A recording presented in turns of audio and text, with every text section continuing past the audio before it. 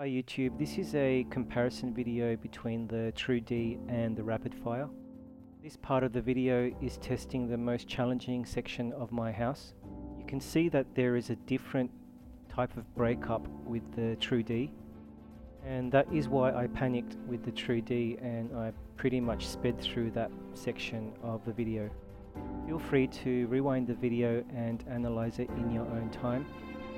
Now I'll be just focusing on the Rapidfire for this part of the video. Rapidfire has a very linear type of breakup compared to the TrueD. As you can see here, you start getting more and more static, but you can still see where you're flying. That part of the road was not even flyable with the TrueD because you start getting a lot of lines and static and rolling frames, and it becomes very disorientating. Before I purchased the Rapidfire, I had my doubts about this product because they rushed the launch and there was a lot of bugs. But it appears they fixed a lot of these bugs. I haven't tested it with all my cameras just yet. Now, having said that, the TrueD 3.8 is a very reliable product. It is tested and works true for long range.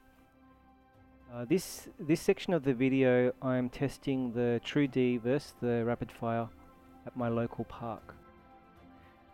As I pass this section of trees and go behind the trees to a second field, you can see what I'm talking about in terms of the breakup with the TrueD. You start getting a lot of lines and it begins to get very disorientating.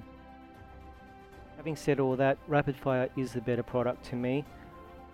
It is significantly more expensive, so it will be up to you guys whether you think the cost of the Rapidfire makes up for the better picture overall.